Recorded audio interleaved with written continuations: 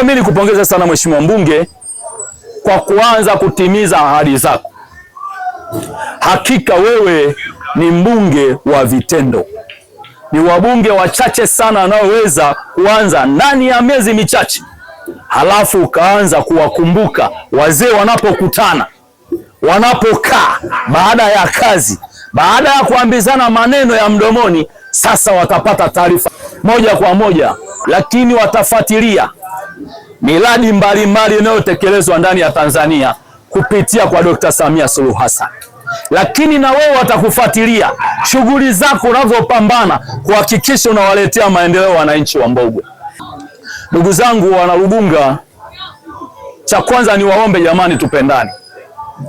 Tumpeni ushirikiano Mheshimiwa Mbunge. Ni mbunge wa vitendo, huyu sio wa maneno. Au unakosea jamani? Ni miezi mingapi imetoka kuanzia mwezi wa 10 mpaka leo hii? Lakini akakumbuka akasema wazee wanapokuwa wamekaa wapate habari. Na najua tunakokwenda tunakwenda kupata mambo makubwa sana ya maendeleo kwenye wilaya yetu ya Mbogwe. Unajua wewe ndio mwenye wilaya yako na wewe ndio unayeenda kutafuta fedha. Tuna barabara yetu ya kutoka hapa kwenda Mponda, kwenda Segese. Barabara hii ni barabara ya kimkakati. Barabara hii Mheshimiwa Mbunge kaitafutie fedha. Ikiwezekana barabara hii pande kwenda Tandodi. Barabara hii na watu wengi sana hapa. Hapa kuna kipindi mabasi yalikuwa yanakuja, yanapita hapa, yanakuja Segese, yanakwenda Msalala, yanakwenda Ngoma, yanaingia Busisi. Hapa ni karibu sana kwenda Mwanza. Mheshimiwa Mbunge, tukuombe ukienda, kwa sababu wewe unajua kucheza mpira vizuri, kuzipiga cross, kapige cross na kwenye barabara haka. Ndugu yangu Mheshimiwa Mbunge, kwanza mimi nimefurahishwa sana kwa kuweza kumuona Mheshimiwa Mbunge, kwa sababu mbunge tafsiri yake ni mwakilishi wa wananchi. Anavyotuwakilisha sisi wananchi, maana yake anawasilisha mawazo yetu ambayo sisi tunampa, alafu yeye anatuletea mambo mazuri. Na ukitaka kujua kwamba huu mmea unaweza ukaota ukaenda vizuri, ni ule ambao unaanza kuwekewa mbolea taratibu. Kwa leo hii amekuja kutuwekea mbolea za mmea wetu kwa ajili ya kutuletea TV hapa ili tuendelee kuangalia, ili tuwe tunajua na kufuatilia kwamba ni nini anakifanya. Kiongozi mwenzangu ameweza kuzungumza mengine, lakini mimi nikwambie jambo moja. Changamoto ya kijiji hiki cha Rugunga, yaliletwa maji hapa Rugunga, lakini maji yao yanaonekana yapo kwenye kitongoji kimoja, kitongoji hiki cha Rugunga Center.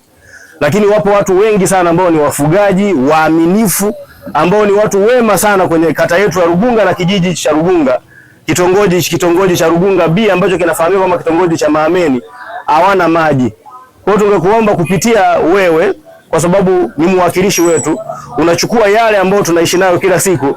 Hili nalo ni changamoto. Ukikamilisha hilo kwa Rugunga, basi itakuwa jambo jema. Lakini pia jambo la pili, hao watu ambao hawajapelekewa maji hata umeme hawana. Kwa hiyo ukifanya michakato kwenye awamu ya pili, tunatambua katika wilaya yetu ya Mbogwe tuna vijiji 64 ambavyo vimeletwa kwa vitongoji 64 ambavyo vimeletwa kwa ajili ya upanuaji wa umeme, ila kwa Rugunga hii, kijiji cha Rugunga, hakuna kitongoji hicho cha Maameni, kwa sababu nimevipitia vyote, nimeviangalia, nimeona kitongoji cha Maameni hakipo.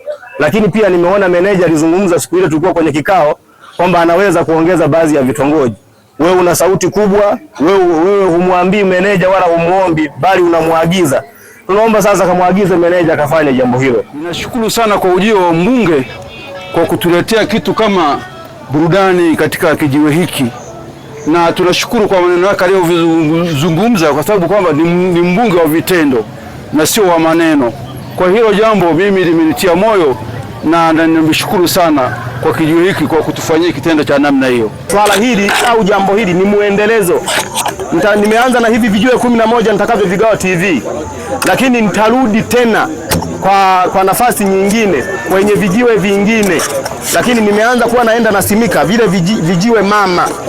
Ndio maana nimetamka kwamba kijiwe cha mzee huyu kijiwe ni kijiwe mama, na mimi nikitoka bungeni cha kwanza nitakuwa nafikia hapa, tunakunywa kahawa na wazee, tunapeana stori za ilani za wapi, ili twende pamoja. Nimefurahi sana kwa umri wako huu kuendelea kufanya biashara hii, ni neema Mwenyezi Mungu aliyokujalia.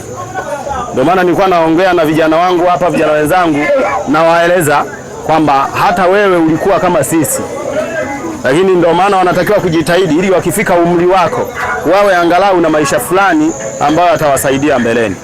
Kwa hiyo ni kuahidi kwenye hii changamoto ya umeme, nitatumia muda mfupi sana, yani ikienda sana labda ni wiki moja, yani imeenda sana, lakini ndani ya hizi siku utaona watu watakuja kupima hapa, kwa sababu kwanza ukiangalia nguzo si hapa Kwa hiyo nitamtafuta meneja wa TANESCO nimwambie muwekee umeme huyu mzee, halafu aanze kunipiga ngonjera mbona te munge.